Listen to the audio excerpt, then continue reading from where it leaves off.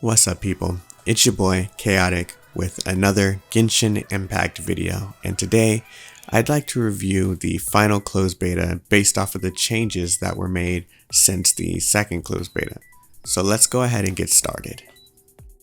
Assuming you watched my previous review video on the second closed beta of Genshin Impact, I'm sure you could tell that I was incredibly pleased with the content and happy with the quality of the beta. This beta was no different, as they've massively improved the game since that second closed beta.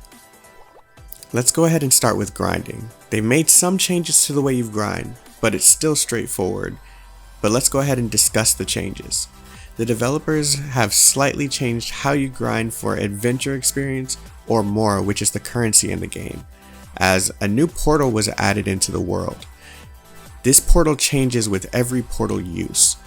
The new ley line opening portal comes in two colors, which indicate what you're grinding for. Gold is for Mora and blue is for adventure experience or any type of experience-based items to help level up your individual characters. This way, you'll spend more time exploring the world while also farming for whatever you need. You still have domains to farm artifacts and materials needed to ascend characters to higher ranks, as well as farm for adventure rank. However, I kinda disagree with how much resin must be used in order to collect on these grind fests. Now, they did add a small change to the domains as well. A new matching feature has been implemented, but I found trouble using this feature as it wasn't matching me with any other players.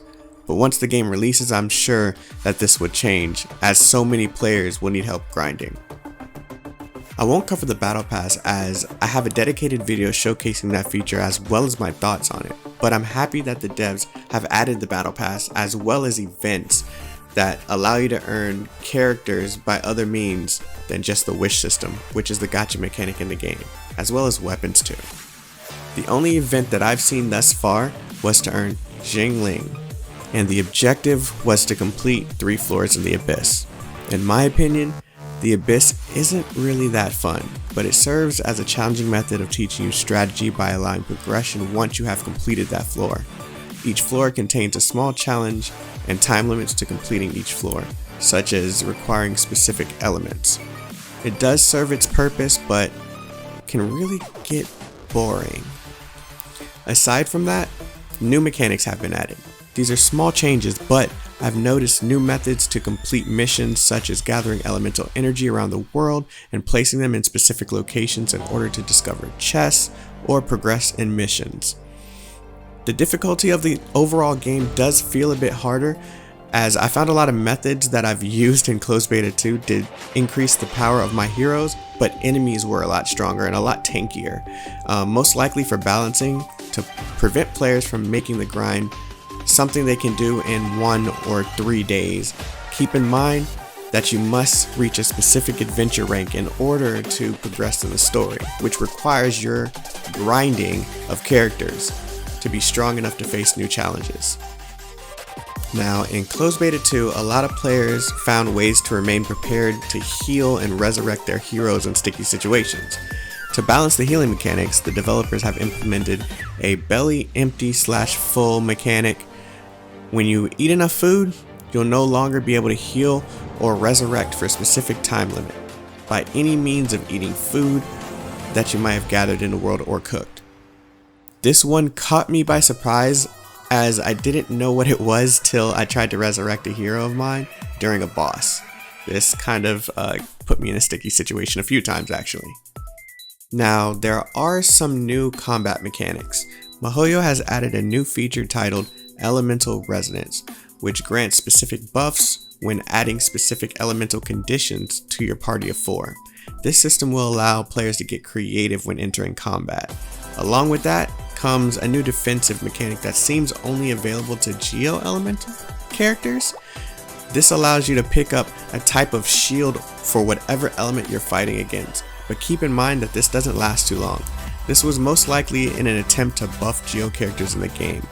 I also managed to find new Geo enemy types in some domains, but I have yet to reach the adventure rank to defeat them. All of these mechanics are welcome to the game, but I'd also like to see my dungeons and raids idea from the previous Genshin Impact video added to the game as well. Domains are too short to be considered a dungeon and drain a lot of resin for something that provides very little materials and becomes a click fest instead of anything really strategic beyond selecting what elements are best for that domain to complete it efficiently. With all of this, I'd say that this game is becoming better and better, and I only expect more to come from these developers as they seem to be doing nothing but improving the game with new features and mechanics that complement the incredibly fun gameplay that the game already contains. Well, that wraps up my review of the third and final closed beta of Genshin Impact. While we have information that an open beta will happen in China, we don't have proof of anything global just yet. So let's wait till the information becomes official on a global scale. If you enjoyed this video, please consider subscribing to the channel as well as liking and commenting below.